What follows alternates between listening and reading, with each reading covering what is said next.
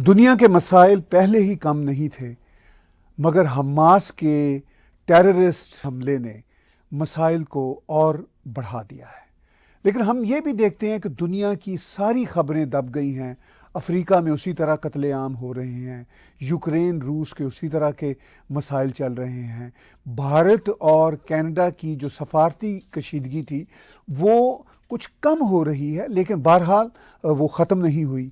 लेकिन इज़राइल और हमास की जंग ने तमाम खबरों को दबा दिया है। बातचीत होगी, क्या ये जंग थर्ड वर्ल्ड वॉर की तरफ तो नहीं लेकर जा रही। मेरा ज़ाती तौर पर यह ख्याल है कि मिडल ईस्ट में ये कोई पहला क्राइसिस नहीं है ड्यूरिंग द पास्ट 4-5 डिकेड्स। ये मिडल ईस्ट का एक रूटीन है। अब ज़रा अनप्रेसिडेंट किस्म का हमास का एक्शन हुआ था, लेकिन मुझे थर्ड वर्ल्ड वॉर का ख़तरा यूक्रेन और रूस से ज़्यादा था। अब भारत में इसको कैसे देखा जा रहा है, भारत की पॉलिसी शिफ्ट क्या है, ये सब बातें आज हम प्रोफेसर धीरज शर्मा जी से करेंगे। हमारे साथ बहुत ही expert scholar Indian Institute of Management Rohtak से जुड़े हुए हैं। स्वागत है सर आपका।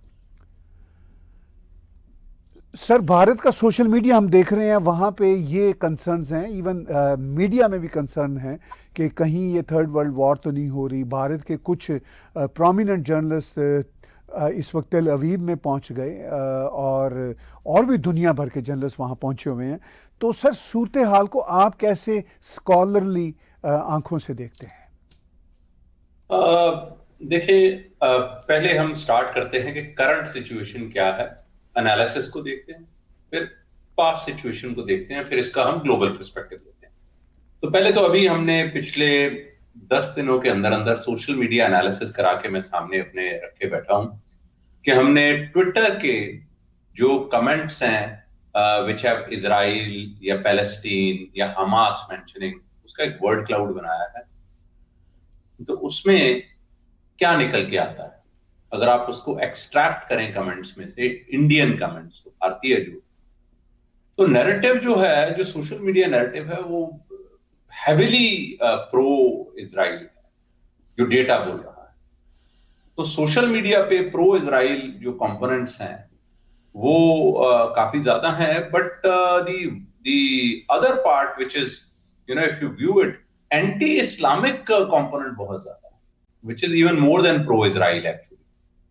तो ये सोशल मीडिया एनालिसिस को अगर आप इस हिसाब से देखें तो यू नो एक कॉन्सेप्ट, कंसेप्चुअली हम इसे सोचें तो ऐसा क्यों है। May be you know Indian context, Indian scenario, Indian environment में इसको एक इंडियन लेंस से देखा जा रहा है और ग्लोबली एक सॉर्ट ऑफ एक व्यू बन रहा है कि ये यू नो इस्लाम और वायलेंस को लिंक किया जाएगा बड़ा स्ट्रॉन्ग, और उसका एविडेंस सब बार बार जब प्रेजेंट किया जाता है टेलीविजन के ऊपर, वो लोगों के व्यूज को इम्पैक्ट करता है। लोग अपने व्यूज को ट्विटर या और इत्यादि प्लेटफॉर्म्स पे जाकर एक्सप्रेस करते हैं। So what I can conjecture from the data analysis is that now people have been able to establish a very strong linkage between countries where there is larger populations of you know Islam and violence, और उसी तरह से इसको project किया जा रहा है।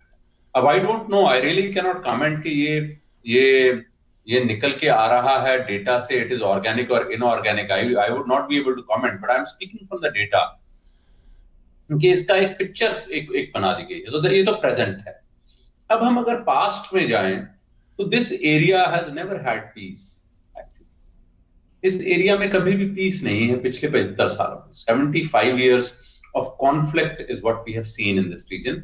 हमारे जो व्यूअर्स हैं उनको जानकर ये पता होगा कि पहले एक ब्रिटिश मैंडेट था, ये एंटायर एरिया ही ब्रिटिश था। और लोगों को ये भी पता होना चाहिए कि सऊदी अरेबिया कोई पुराना देश नहीं है। Saudi Arabia as a nation came out as an outcome of the defeat of the Turkish Empire in the Second World War. ये सारा टर्किश एम्पायर के अंडर ये एरिया आता था। इसको ऑटोमन एम्पायर बोलते थे तब, और उनमें से ये वाहिद स्टेट्स कट के यू नो वहां से निकल आई हैं, और उनमें से ये जो नेशन स्टेट्स एमर्ज हुई हैं उनमें से एक एरिया ये पैलेस्टीनियन स्टेट का भी था, which remained a British mandate, British अपनी प्रेजेंस रखना चाहते थे। अब सेकेंड वर्ल्ड वॉर के बाद, जिसके ऊपर एक बहुत लियोन यूरिस की एक किताब है, आपके व्यूअर्स अगर पढ़ना चाहें, उस किताब का नाम है एक्सोडस। सेकेंड वर्ल्ड वॉर के बाद जब जो यहूदी थे, जो ज्यूज थे, वो यूरोप से ईस्ट में जा नहीं सकते थे क्योंकि वहां रशिया था, वेस्ट में उनके लिए कोई जगह नहीं थी, तो they started moving and exodus took place and all these people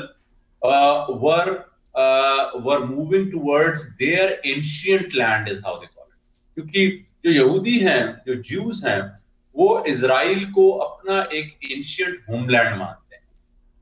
इसका थियोलॉजिकल एविडेंस है, स्क्रिप्चर एविडेंस है। I don't know whether there is other कोई ऐसा कोई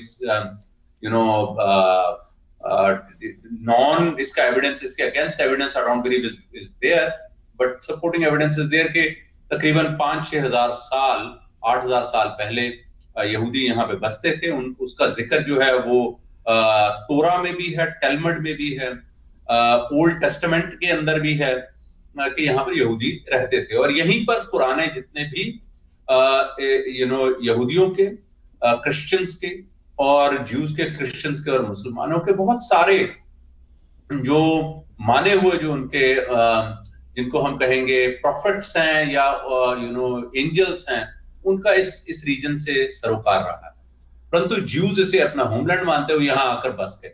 अब at that point the British like always, जैसे इंडिया को उन्होंने डिवाइड किया, इंडिया पाकिस्तान में, उन्होंने बड़ा सा एक क्लेवर सा सोल्यूशन निकाला इनका। These things cannot happen without the support of the ruling empires at that point in time. So ruling empires were US and UK and France, और उस वक्त ये रूल कर रहे थे, सेकेंड वर्ल्ड वॉर में जीत चुके थे। उन्होंने 1948 में स्टेट ऑफ इजराइल को एस्टैब्लिश किया और उन्होंने कहा ये इजराइल का हिस्सा है और ये हिस्सा है जहां पर अरब हैं, वो पैलेस्टाइन का हिस्सा है। अब ये सोल्यूशन ऑफ कोर्स इजराइलियों को तो बड़ा मंजूर हो गया, उनको तो मिल गया कुछ, उनके पास तो कुछ भी नहीं था। But at that time the Arabs declined this solution and they launched a full-scale war against the Israelis. That war lasted for about a year, and that war was not fought by one Arab country. By the way, उसमें Egypt एक side पे था, Jordan एक side पे था, Syria एक side पे था, लेबनान एक साइड पे था, और इजराइल उनसे लड़ रहा था। Of course, the people who were fighting were Israelis, but they were very well supported by the British, and they were very well supported by the US at that point in time. Because US still houses one of the largest Jewish populations in the world, and the Jewish population in the US is very dominant, very thriving, and very economically, educationally very forward. उनकी एक dominant power है वहां पर, और उसको support मिला, and Jewish state of Israel prevailed in that war. अब जो war में prevail कर गई, तो उन्होंने क्या किया, उन्होंने ये सारा एरिया ही जीत लिया। उन्होंने गजा से लेकर वेस्ट बैंक से लेकर सारा ही हिस्सा अपने अंदर मिला दिया। अब डिस्प्यूट हो गया। अब इस डिस्प्यूट के ऊपर ओवर द इयर्स कई और 6 डे वॉर हुई, फिर 10-1 साल बाद, जिसमें अगेन 5-6 लोग अरबी कंट्री ने हमला किया और फिर इजराइल ने उनको हरा दिया। उसके बाद एक बार तो 60s में ईदी अमीन साहब ने यहूदियों का प्लेन हाईजैक कर लिया, रेड ऑन एंटीबी हुआ, वहां से उन्होंने अपने लोगों को बचाया। तो बहुत सारे इवेंट्स होते रहे। 70s में आके इसका सोल्यूशन निकला। सोल्यूशन ये निकला कि गजा को और वेस्ट बैंक को, जो कि वेरी डोमिनेंटली मुस्लिम अरबिक है, उनको एक control of line of control establish की जाए और उनके एक सा एरिया सा डिफाइन कर दिया गया, यहाँ पे वो लोग रहेंगे। अब ये भी फैक्ट है कि वो एरियाज जो है, पर्टिकुलरली गाजा का जो एरिया है, उसको तो फिर भी एक समुंदर लग जाता है, और इजिप्ट को, वेस्ट बैंक को तो कोई एरिया ही नहीं है, दूसरी कोई समुंदर ही नहीं है कहीं कोई भी। They only have an outlet towards Jordan. तो गाजा और West Bank are not connected. तो ये एक बड़ा कॉन्फ्लिक्टेड सा एक सोल्यूशन बना दिया, जिसको टू नेशन थ्योरी का रूप में 2000 मेरे ख्याल से 4 या 5 में इसके ऊपर परमानेंट सोल्यूशन निकाल दिया गया कि ये बनेंगे, जिसके नतीजे में जो पैलेस्टाइन लिबरेशन ऑर्गेनाइजेशन जो कि लीड कर रही थी गवर्नमेंट फ्रॉम एग्जाइल, क्योंकि वहां तो सरकार थी नहीं इनकी, तो दे वर ऑपरेटिंग थ्रू लेबनान। तो उनके जो लीडर थे यासिर अराफात और शिमोन परेज और एक और उनके एक लीडर थे, मैं उनका नाम भूल गया, तीनों को नोबेल पीस प्राइज मिला कि हाँ जी इन्होंने जी फैसला कर दिया है। अब वो फैसला होने के बाद दिस वाज नॉट एक्चुअली अ फैसला, ये उन्होंने जो प्रॉब्लम को कारपेट के नीचे कर दिया, व्हिच स्टिल केप्ट सिमरिंग, जिसका रिजल्ट ये हुआ है कि over a period of time वो प्रॉब्लम को अच्छे से हैंडल नहीं किया गया, और वो प्रॉब्लम हैंडल नहीं हुई तो दे सिमरिंग नोशंस हैं लोगों के वहां पर, and there is also lot of external players involved. वहां पर तीन मेजर जो ऑर्गेनाइजेशंस हैं वो हिजबुल्लाह है जो कि ईरान सपोर्टेड है, शियाइट ऑर्गेनाइजेशन है, हमास है, Hamas is very recent actually, Hamas ज्यादा पुरानी नहीं है, हमास को तो मेरे ख्याल से 35 साल 36 साल हुए हैं, और पीएलओ है, पैलेस्टाइन लिबरेशन ऑर्गेनाइजेशन, पुराना इनका सरोकार है। ये तीन मेजर एंटिटीज हैं, इनमें से एक Fatah used to be another organisation जिसका मोर और लेस अब कोई वजूद बचा नहीं है, ना पीएलओ का कोई ऐसा वजूद बचा है। Hamas and Hezbollah are armed, और ये आर्म्ड फैक्शंस हैं, इनका वजूद बड़ा स्ट्रांग होता गया over a period of time, इनको सपोर्ट मिलती थी, कंसिडरेबल सपोर्ट मिडिल ईस्ट से आती थी। अब हुआ ये है कि बड़े छोटे से तरीके से बता दूं कि 2011-12 में जब अरब स्प्रिंग हुआ तो अरबी देशों में अपनी प्रॉब्लम्स इतनी बढ़ गई तो इनकी फंडिंग ड्राई हो गई। जब इनकी फंडिंग ड्राई हो गई तो they started looking at alternative sources of funding.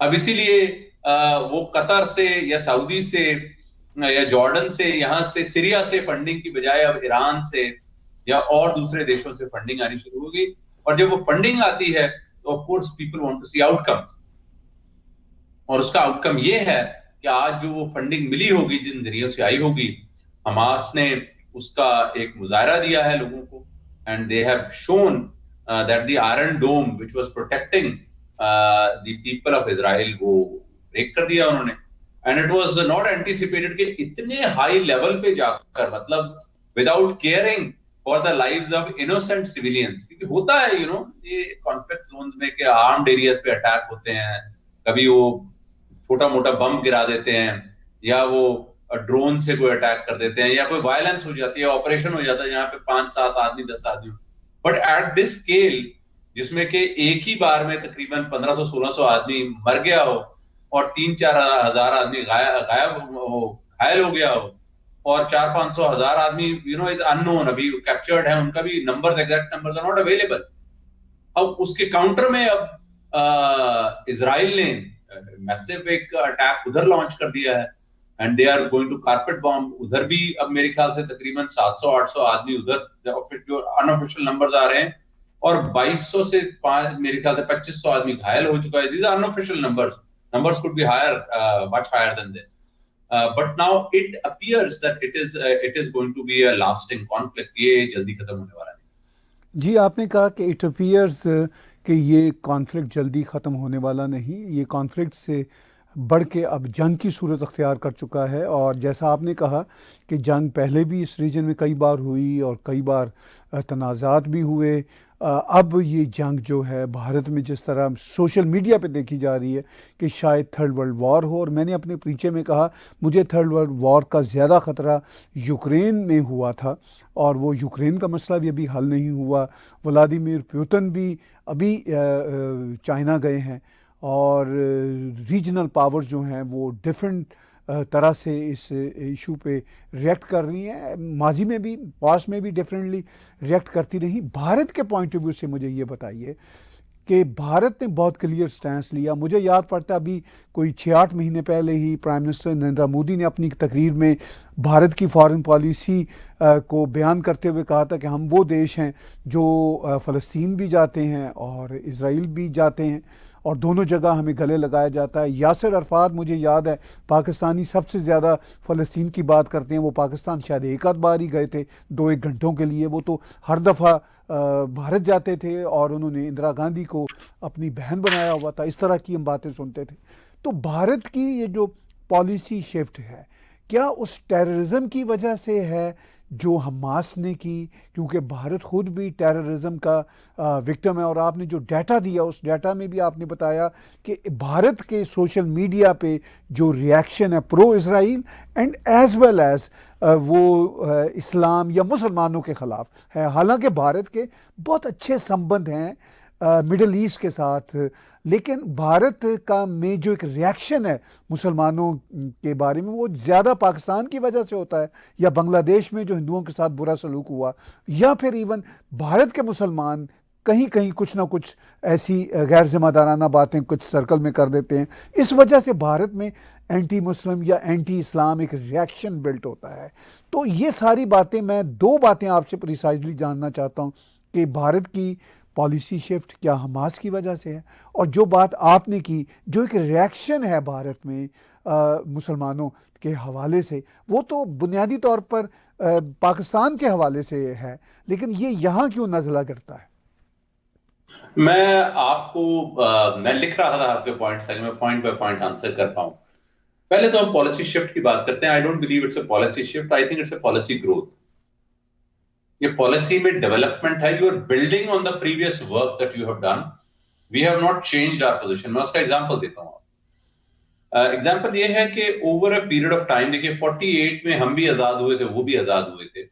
India was non aligned and it was quite clear कि Israel was a frontier of the waste.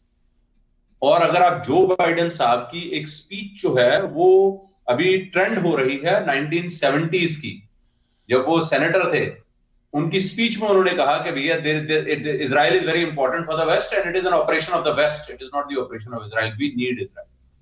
जो बाइडेन जो प्रेसिडेंट हैं अभी, तो India remained neutral in that sense. और India had a very big Muslim population, India had traditional ties with the middle east and still has those ties. So India maintained a very strong support for Palestine, which it does today also. आज भी जो MEA के representative ने speech दी है और UN में भी जो कहा है, उन्होंने कहा है India supports the Palestinian state. India is not against the Palestinian state. So there is no policy shift there. Policy development ऐसे हुई है, while we support the Palestinian state, we want to have a very strong relationship with the state of Israel as well, जो पहले नहीं था। उसके मैं आपको रीजन बता देता हूं। रीजन ये है कि in the 60s, 70s and 80s and even 90s, Israel had a very hawkish position because they had to survive, उनका survival issue. And PLO, Yasser Arafat, was a moderate at that point compared to the other people. बाकी उनके जो वहां पे कॉम्पाद्रेस थे, उनके हिसाब से Yasser Arafat was a moderate. और Yasser Arafat by the way Indira Gandhi ji को अपनी बहन बोलता था, और वो भाई बोलते थे, very close relationship with each other. और उस टाइम पे उनकी ही मॉडरेट पोजीशन का ये नतीजा था कि 2005 में जो इनका एग्रीमेंट हुआ, जिससे कि पैलेस्टीनियन अथॉरिटी बनी और स्टेट ऑफ इजराइल में कुछ लास्टिंग रिलेटिव पीस हो गया for a good period of 20-30 years. वो एक रिलेटिव पीस का पीरियड रहा। अब ये एक, पहले तो this is a growth in policy. I repeat, the policy was always there, we support the state of Palestine, which we do today.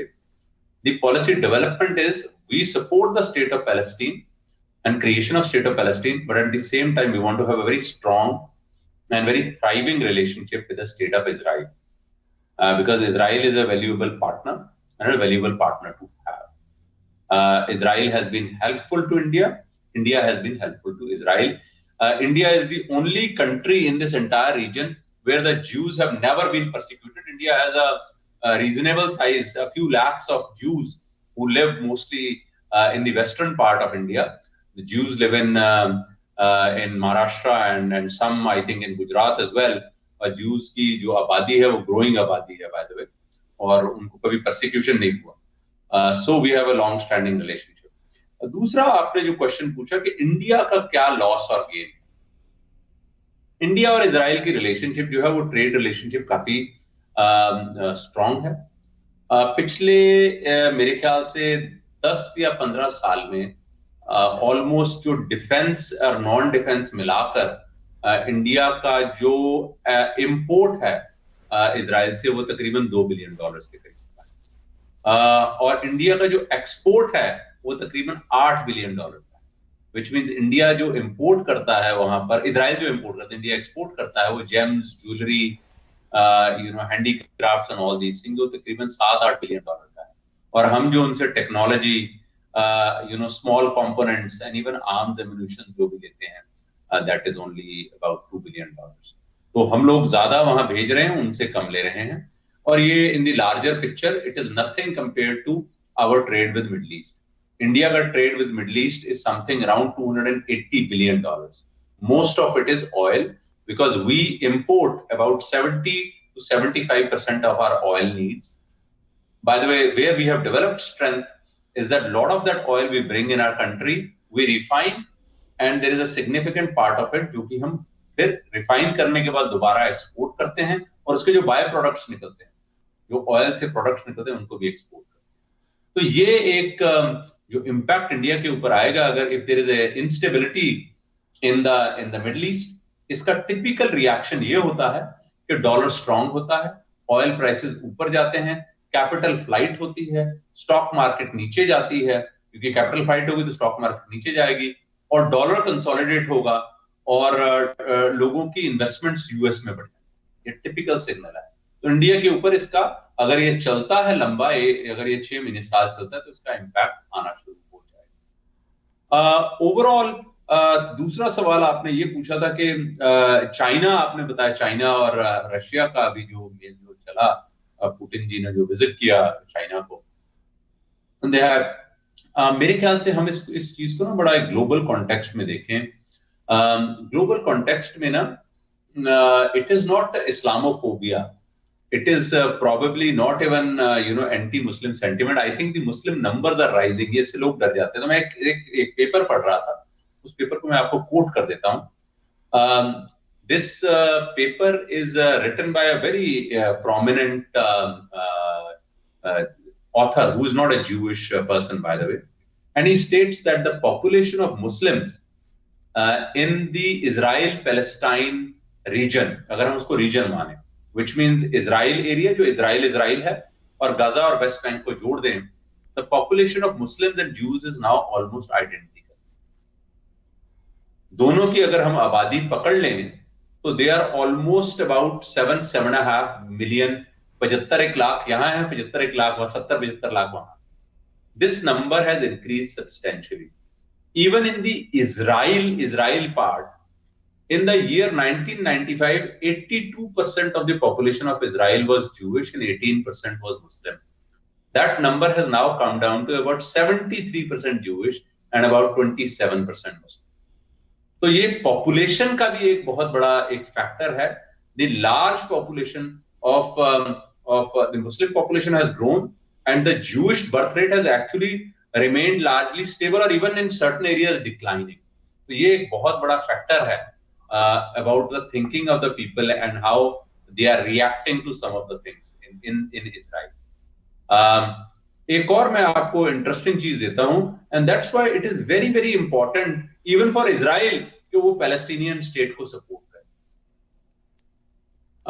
Israel में बहुत सारे लोग कहते हैं कि पैलेस्टीनियन स्टेट नहीं बननी चाहिए, बट जो डीप थिंकर्स हैं, हालांकि it is against the peoples, लोगों को ये पसंद नहीं आएगा, but Palestinian state is actually in their interest, क्योंकि अगर वो पैलेस्टीनियन स्टेट बन जाती है तो Palestinian state will absorb about 80% of the Muslim population of that region.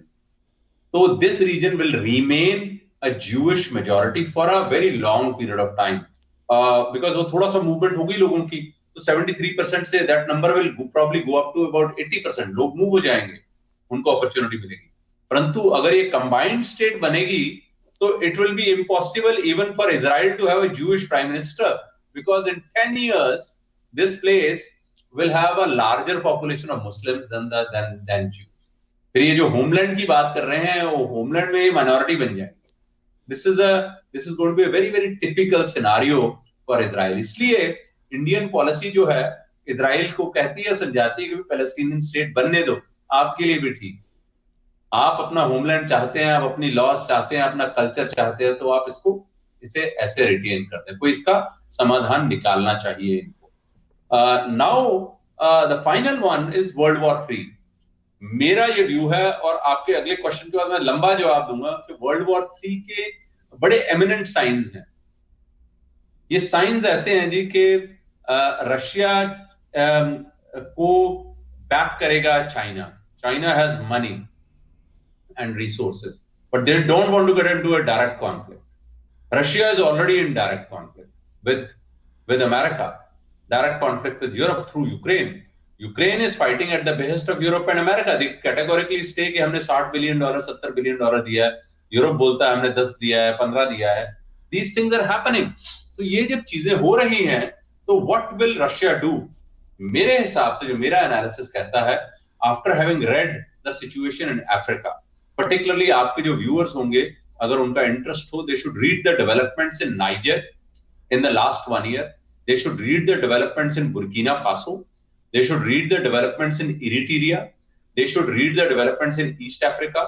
They should read the developments in many of these surrounding countries just in the last 1 to 1.5 years. There is a huge number of increase even in social media.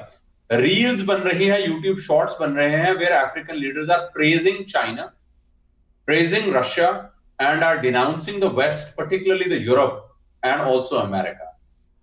वहां से Israel, ये niger से और Eritrea से, चाड से, यहां से फ्रांसीसी लोगों को जो कि न्यूट्रल बैठे हुए हैं अभी, so called neutral in the Russia Ukraine war, उनको एक चाबी लगा दी गई, उनको भगाया जा रहा है, एक फ्रंट खोल दिया गया. और ये इजराइल और पैलेस्टीन की जो लड़ाई है, ये भी एक फ्रंट खुल गया है. Over a period of time Israel कहां से हथियार लाएगा, या इजराइल कहां से सपोर्ट मांगेगा? वो यूएस से और यूरोप से सपोर्ट मांगेगा. और पैलेस्टाइन कहां से सपोर्ट मांगेगा? वो सपोर्ट मांगेगा रशिया से, वो चाइना से, वो सपोर्ट मांगेगा सीरिया से, ईरान से, in the front but in the back from Russia. So ये जो ओमिनस साइंस नजर आ रहे हैं, ये काफी डेंजरस साइंस हैं for the stability and tranquillity of the world. जी, आपने कहा कि दुनिया की स्टेबिलिटी के लिए इस वक्त जो साइंस हैं वो कोई अच्छे नहीं हैं, और ये एक रियलिटी है जो आप बात कह रहे हैं. लेकिन इसके साथ साथ हम ये भी देखते हैं कि चाइना भी ना इज़राइल के ख़िलाफ़ है, ना मिडल ईस्ट के ख़िलाफ़ है, और मिडल ईस्टर्न जो रिजीम्स हैं, सऊदी अरब की हो, इवन कतर की हो, कतर अगरचे कतर के अंदर हमास के लोग बैठे हुए हैं, तालिबान के लोग बैठे हुए हैं, और वो कतर की मर्ज़ी के साथ बैठे हुए हैं, लेकिन वो कतर एक तरह से जैसे कहते हैं पीस करा रहा है इन सब के बीच, लेकिन ये सब लोग वहाँ बैठे हुए हैं. तो सिचुएशन ये आपको कैसी नज़र आती है, ये एंगल कैसा नज़र आता है? ये जो जहादी क़ुव्वतें हैं, हमास है, आइसिस के स्टाइल में अभी उन्होंने टेररिज्म की, ये खुद अरब रजीम्स के लिए बहुत बड़ा ख़तरा है, और अरब रजीम्स अंदर से इनसे डरी रहती हैं. आइसिस के ख़िलाफ़ सऊदी अरब हमेशा ऑपरेशन करना चाहता था, और अल्टीमेटली वेस्ट ने ऑपरेशन किया. तो ये खुद आपको क्या, ये जहादी क़ुव्वतें, हमास, और ऑफ कोर्स जब हम पैलेस्टीनियंस कहते हैं तो हम हमास को, पैलेस्टीनियंस को अलग अलग नहीं अब कर सकते, क्योंकि पैलेस्टीनियंस की बहुत सपोर्ट हमास को भी और दूसरी जहादी क़ुव्वतों को है. तो अरब रजीम्स के लिए क्या ख़तरा आपको महसूस होता है? देखिए, अरब रिजीम्स तो मेरे हिसाब से दो ही मिडल ईस्ट या इस रीजन में दो ही जो क़ुव्वतें हैं जो कि ताकत की हैं, जिनके पास ताकत है, जिनके पास रिसोर्सेज हैं, वो है सऊदी अरेबिया और ईरान. टर्की इसमें कभी हाथ नहीं डालेगा, क्योंकि उनके पास पैसे भी नहीं है वैसे भी, और वो अपनी चीजों में उलझा हुआ है, और नाटो का हिस्सा भी है, और वैसे भी वो नहीं, नेटो वो इनमें हाथ नहीं डालेगा. कतर जो है वो तो एक छोटी सी कंट्री है, हालांकि पैसा है उनके पास, बट वो अमेरिकन, उनका वजूद अमेरिका से है, उनकी कोई इतनी. तो मुझे लगता है कि अगर हम इसको सिंप्लीफाई करें तो सऊदी अरेबिया और ईरान, इनका इंटरप्ले है. हमास की फंडिंग के लिंक्स, बहुत सारे आर्टिकल्स आ रहे हैं इसके ऊपर के ईरान से लिंक लोग, पर कोई सोचे कि हमास ईरान से क्यों लिंक करेगा? ईरान से तो हिजबुल्लाह का लिंक होना चाहिए, जो कि ट्रेडिशनल लिंक है. So I do not know for sure कि इसके क्या सर्टेनिटीज हैं, बट एक चीज सर्टन जरूर है कि Saudi Arabia had taken significant and major strategic steps towards establishing a relationship with Israel. और ये चीज बहुत सारे जो छोटे मुल्क हैं वो कुछ कहते तो नहीं है, क्योंकि Saudi is very dominant powerful country, rich country, वो कुछ कहते नहीं, पर उनको पसंद नहीं आई है। और अगर आप सोचें कि इजराइल और सऊदी अरेबिया का रिलेशनशिप एस्टैब्लिश हो जाता है तो फिर बाकी लोग तो कुछ कर ही नहीं पाएंगे इसके ऊपर, बिकॉज दिस इज मोर और लेस, एंड लोग अवॉइड करते हैं at the expense of not avoiding this. I would directly से ये रिलीजियस कॉन्फ्लिक्ट है, it is really not a political conflict, it's a religious conflict. ये हम लोग इसको डिनाई करेंगे अगर हम ये कहेंगे कि रिलीजियस कॉन्फ्लिक्ट नहीं है। और अगर सऊदी अरेबिया और इजराइल एक साथ बैठ जाते हैं तो ये रिलीजियस कॉन्फ्लिक्ट खत्म हो जाता है, then it becomes a political issue, it is no longer a religious issue, और वो खत्म करने वाले थे। अब इसको ताकि ये रिलीजियस कॉन्फ्लिक्ट खत्म होके एक पॉलिटिकल कॉन्फ्लिक्ट ना बन जाए, क्योंकि फिर लोगों के इमोशंस नहीं जुड़ेंगे, इसको डिरेल कर दिया गया है। Now it is become difficult for the biggest power in the Middle East, which is Saudi Arabia, and many countries will go along with them, now to immediately start talking about establishing and normalizing ties with Israel. Iran जो है वो all of a sudden वो backtrack है। इसके बहुत सारे reasons हैं। देखिए, during the COVID time, one of the biggest achievements about which मेरा पेपर भी है कि नॉर्थ साउथ कॉरिडोर एस्टैब्लिश हो गया। तो इंडिया से JNPT से मुंबई से माल निकलता था, वो ईरान के पोर्ट पे पहुंचता था, ईरान के पोर्ट से ट्रेन से वो जाता था, वो रेड सी में से निकलकर बाकू वगैरह से होते हुए सीधा वो मॉस्को पहुंच जाता था। अब ये नॉर्थ साउथ कॉरिडोर जब एस्टैब्लिश हुआ तो अमेरिका ने इंडिया के साथ अभी एक प्रपोजल में उन्होंने कहा नहीं जी हम ये इंडो यूरोपियन कॉरिडोर बनाएंगे। सो अगर वो नॉर्थ साउथ कॉरिडोर एस्टैब्लिश होता है तो ईरान की इंपॉर्टेंस बढ़ती है, क्योंकि ईरान से हमें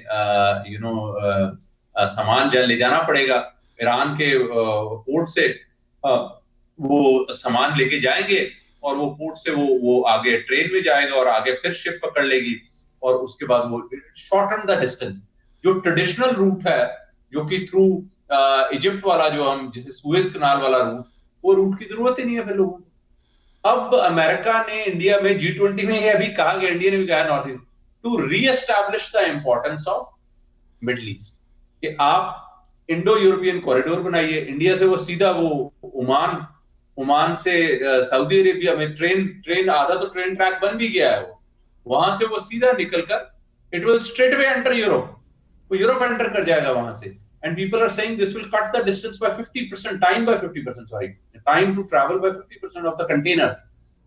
तो जब ये सिचुएशन आई तो ईरान में भी दे वुड हैव सेड कि अरे यार ये हमारा तो again. So they have now in very recent times a lot of papers have come out of Iran where they have said the instability of Middle East would not make it viable for the Indo-Middle Eastern European corridor. तो अगर power dynamics में आप उसे देखेंगे तो middle east के ऊपर हालांकि Saudi Arabia would really not want, और उनकी मेरे ख्याल से गवर्नमेंट भी कभी नहीं चाहेगी कि यहाँ पे कॉन्फ्लिक्ट और डिस्प्यूट हो। Who wants conflict and dispute? But because it really impacts Iran, it neutralizes them, and it is also not in the plan of things of America. America उनको neutralize ईरान को करना चाहता है, इसलिए उनको बार-बार उनको लिंक किया जाता है इन सब चीजों से। तो ये बहुत बड़ा एक स्ट्रेटेजिक प्ले मुझे लगता है। इसीलिए I think the leadership of India particularly and leadership of Saudi Arabia will have to play a very very important role in sort of creating a balance. Otherwise ये चीजें और एस्केलेट होंगी और खराब होंगी। जी ठीक आपने कहा, खासतौर मिडिल ईस्ट के कॉन्टेक्स्ट में। अब वो जो बात हम करना चाहते हैं थर्ड वर्ल्ड वॉर के जो खदशात हैं वो हमेशा से रहे हैं। सेकंड वर्ल्ड वॉर जब से ख़त्म हुई है थर्ड वर्ल्ड वॉर की कोई ना कोई गूंज उठती रहती है, क्योंकि वो साए बड़े खौफनाक first world war second world war के चले आ रहे हैं। और अब सिचुएशन जो है वो फिर से बहुत ही वॉलेटाइल हो गई। वेस्ट की चाइना के साथ कन्फ्रंटेशन गुज़िश्ता कुछ सालों में बहुत बड़ी है। रूस के साथ एकदम से चीज़ें ब्लास्ट हुई हैं ड्यूरिंग द पास्ट 8-10 ईयर्स, और अब तो 2 सालों से जब से यूक्रेन पे हमला किया रूस ने, तो तब से हम थर्ड वर्ल्ड वॉर को पोटेंशियली देख रहे हैं, ख़तरा महसूस कर रहे हैं। और जो आपने अभी कहा कि आपको तो साइन बड़े ही वाज़े नज़र आते हैं, और लेकिन हमने जैसे G20 की कॉन्फ्रेंस भारत में देखी, जिसमें एक बहुत ही बड़ा लैंडमार्क डिसीजन हुआ कि भारत, मिडल ईस्ट और यूरोप और अमेरिका की जो कॉरिडोर्स हैं वो बनेगी। लेकिन अब ये हमास का जो टेररिज्म है, इसने 2-3 चीज़ों को शेक कर दिया, क्योंकि ईरान भले से इसको डायरेक्ट सपोर्ट ना कर रहा हो, मगर इसकी हमायत खोल के कर रहा है। तो ईरान और सऊदी अरब की आपस में कुछ दोस्ती हुई थी। अब हमास के इस चक्कर में ये हुआ कि सऊदी अरब और इजराइल का तल्लक ना बन सका, जो ईरान को बहुत पसंद है, जो जाहिर है रूस को भी पसंद होगा। चीन हालांकि खुद दोस्ती कराने वालों में है, ईरान और सऊदी अरब की। तो बड़े ये कॉम्प्लेक्स मामलात हैं, कॉम्प्लेक्स रिश्ते हैं, कॉम्प्लेक्स इकोनॉमिक सिनेरियो हैं। इन सब के होते हुए कितने आपको खौफनाक पोटेंशियल नज़र आते हैं थर्ड वर्ल्ड वॉर के? मुझे ऐसा लगता है जी कि 1990 was a very important year. 1990 में जब प्रेसिडेंट गोर्बाचोव ने और उस टाइम पे प्रेसिडेंट रैगन, सॉरी जॉर्ज बुश उस वक्त आ गए थे, रैगन 88 में चले गए थे, जॉर्ज बुश सीनियर जी, उनका ये मामला चल रहा था कि जो जर्मन वॉल है, बर्लिन वॉल है, उसको गिराया जाए। तो गोर्बाचोव साहब की बड़ी टिपिकल स्टेटमेंट है, उन्होंने कहा we have an understanding now, I don't know who will carry it forward, कि this is where NATO will stop. पर नेटो वहां रुका नहीं। 1990 में वहां पर क्योस हो गया जी, बैल्कनाइजेशन हो गई, यूएसएसआर के कई देश बन गए उनके, छोटे छोटे कितने, अजरबैजान से लेकर तुर्कमेनिस्तान से लेकर कजाकिस्तान से लेकर इतने सारे मुल्क निकल गए, एस्टोनिया, लैटविया, वार्सो पैक्ट के अंदर जितने भी देश आते थे जी, सारे ही उसको, अगर आप बेलारूस को पकड़ लें, जॉर्जिया पकड़ लें, सारे ही उधर सब ये देश बन गए। अब क्या है कि over a period of time NATO का एक्सपेंशन होता रहा, वो एक्सपैंड होते रहे, और एक उन्होंने यूरोपियन यूनियन का साइमल्टेनियस एक्सपेंशन करना शुरू कर दिया। उसका सबसे बड़ा कॉन्फ्लिक्ट जो उससे अराइज हुआ था, that was Bosnian war. Bosnia में जो लड़ाई हुई बिल क्लिंटन साहब के टाइम पे, that was the first conflict of Europe post a period after 1990 when the world became unipolar. दुनिया यूनिपोलर हो गई थी। पहले तो 2 पोल्स थे सेकेंड वर्ल्ड वॉर के बाद, एक वार्सो पैक्ट ये रशियन लेड, और दूसरी तरफ ये अपना नेटो, सेंटो सिएटो, ये इनके जो अमेरिकन थे। अब 90 के बाद जब यूएसएसआर खत्म हो गया तो ये यूनिपोलर बन गया, अमेरिका वाज डोमिनेटिंग। तो 90 से लेकर मेरे ख्याल से सन 2000 तक ये यूनिपोलर वर्ल्ड में अमेरिका ने अपनी चलाई काफी हद तक, और उसमें उन्होंने काफी कॉन्फ्लिक्ट भी किए। यूरोप में भी कॉन्फ्लिक्ट हुआ, यहां पर भी कॉन्फ्लिक्ट हुआ उस टाइम पे, और उसके बाद अफगानिस्तान में, इराक में कॉन्फ्लिक्ट हुई, अफगानिस्तान में 9/11 के बाद, इराक में 2003 के बाद।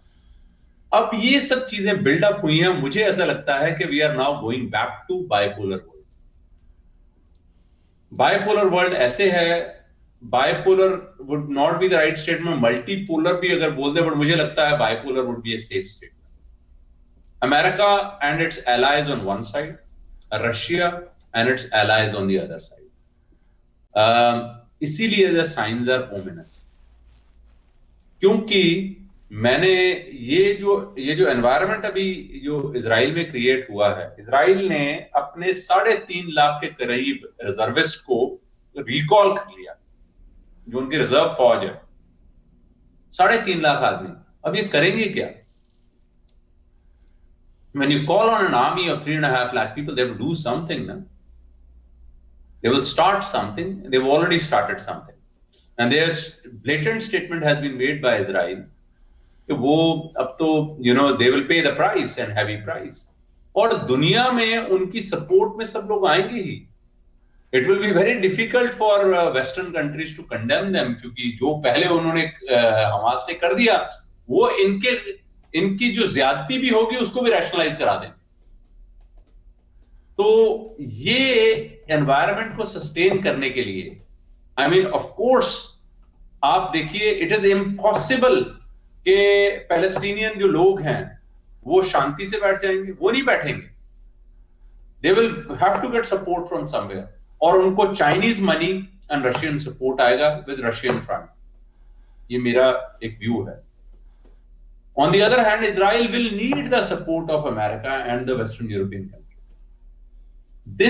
दिस कॉन्फ्लिक्ट जो है ये रीजनल कॉन्फ्लिक्ट जरूर होगा, मेरी ये उम्मीद है, क्योंकि अब अगर हम उसको कहेंगे अब डायरेक्ट कॉन्फ्लिक्ट में वर्ल्ड वॉर अगर हम कहें, अगर वी से वर्ल्ड वॉर, हम सेकेंड वर्ल्ड वॉर को वर्ल्ड वॉर क्यों मानते हैं? क्योंकि वो पूरी दुनिया में फैल गई थी। पर अगर आप उसे ध्यान से देखें तो अमेरिका में तो कोई वॉर नहीं हुई। In the mainland America, you know, जो पर्ल हार्बर है वो तो अमेरिकन मेनलैंड से तकरीबन 6000 मील दूर है, 6000 miles not kilometres bye the वे। और हवाई जो है वो तो मेरे ख्याल से फ्लाइंग टाइम भी मेरे ख्याल से कैलिफोर्निया से 6 घंटे का फ्लाइंग टाइम होगा आज की डेट में, इतना दूर है। साउथ अमेरिका में कोई वॉर नहीं थी। अच्छा, इंडिया के अंदर barring the eastern part of India where there were some skirmishes and some fights and some period of war in small areas, remaining India, Pakistan, यहां तो कोई वॉर नहीं हुई। और अगर आप सेंट्रल एशियन कंट्रीज में भी चले जाएं तो वहां पर भी बड़ा लिमिटेड वॉरफेयर हुआ। But because Europe was involved, और उस वक्त Europe was at the epicentre, हम इसको वर्ल्ड वॉर कहते हैं। अभी भी मुझे ये लगता है कि यूरोप में तो वॉर चल ही रही है। अब ये नया एरिया ऑफ वॉर इमर्ज हो गया जिसमें ग्लोबल रिसोर्सेज पूल हो जाएंगे। आई एम नॉट सेइंग कि कल को ये जो एलाइज और एक्सेस पावर्स बन जाएंगी, क्योंकि आज की डेट में गुड और बैड की डेफिनेशन बड़ी अनडिफाइंड है, ग्रे एरियाज बहुत हैं। जैसे आपने कहा ना, ये कॉम्प्लेक्सिटीज हैं, सारा ही ग्रे है, देयर इज नो गुड और bad. At that time you could peddle the narrative very very clearly कि this is bad, this is good. तो आपने एक्सेस बना दिया, आपने एलाइज पावर बना दिया, वो नहीं होगा। बट ग्लोबल रिसोर्सेज जो हैं, इसीलिए मैं कहता हूं ये ओमिनस साइंस है। World war 3 is not about having world involved directly into a conflict. World War 3 means global resources will be pooled into on each side to have a conflict ongoing, उसको continue करना। अब Russia Ukraine war जिसको हम समझते थे एक महीने में बंद हो जाएगी, अब 1.5-2 साल हो गए, 1.5 साल हो गए, the war is ongoing. And is it a regional conflict? I beg to differ. As an analyst, I would say it is a global conflict, क्योंकि उसमें ग्लोबल रिसोर्सेज कंज्यूम हो रहे हैं। It is affecting the world, और जो लड़ाई भी लड़ी जा रही है it is with the banking of the global powers, it's not with the banking of one country against the other. ऐसा नहीं है। तो उसी तरह यहां पर भी मुझे लगता है there will be concentration of global powers who will be acting at the behest of one side और द अदर। तो ये ऑमिनस साइंस वर्ल्ड वॉर के हैं। तो that's why I am saying कि वर्ल्ड वॉर 3 जो है वो तो मेरे ख्याल से यू नो डिफैक्टो एक तरह से चल ही रहा। जी, बहुत आपने अच्छे ढंग के साथ, रैशनैलिटी के साथ ये सारी बातें हमें बताई। और सिचुएशन दुनिया में काफ़ी कॉन्फ्लिक्टिंग है। बैटल फील्ड्स जो हैं वो आपने सही कहा कि यूरोप बैटल फील्ड रहा, first world war, second world war, और अब थर्ड वर्ल्ड वॉर के अगर कोई इम्कानात हैं, हम सब की दुआ है ऐसा ना हो। वो ऑलरेडी बैटल फील्ड यूक्रेन की सूरत में यूरोप बन चुका है। ये ग्लोबल कॉन्फ्लिक्ट है, आप ठीक कह रहे हैं। और ये जो यूक्रेन वाला मामला है, मेरी ज़ाती राय में ये मिडल ईस्ट से भी ज़्यादा ख़तरनाक है। मिडल ईस्ट में बहुत कुछ हुआ ड्यूरिंग द पास्ट 60-70 ईयर्स, लेकिन वो रीजनल बैटल फील्ड्स रहीं जिसमें ग्लोबल प्लेयर्स रहे। ये सब बातें दुरुस्त हैं। हम बहुत ममनून हैं, आपने बड़े अच्छे ढंग से जो आज के कॉम्प्लेक्स इश्यूज़ हैं वो हमारे व्यूअर्स को समझाए और बातचीत आपने की। आने वाले दिनों में फिर इन्हीं हिसास मौज़ूआत पे आपके साथ बातचीत जारी रहेगी। बहुत बहुत शुक्रगुज़ार हैं आज आपने हमें वक्त दिया। व्यूअर्स, बातचीत सुन रहे थे प्रोफेसर धीरज शर्मा जी की। आप हमेशा इनकी बातचीत को बहुत ही मीनिंगफुल और डीप पाते हैं, और हमारी कोशिश होती है कि हम गाहे बगाहे प्रोफेसर धीरज शर्मा की बातचीत को आपके सामने पेश करते रहें। इनका जो Indian Institute of Management Rohtak है, जिसके प्रोफेसर धीरज शर्मा डायरेक्टर हैं, वो टॉप पे आया है रिसेंटली, तो उसकी वजह इनकी लीडरशिप है। हम एक बार फिर आपके धन्यवादी हैं।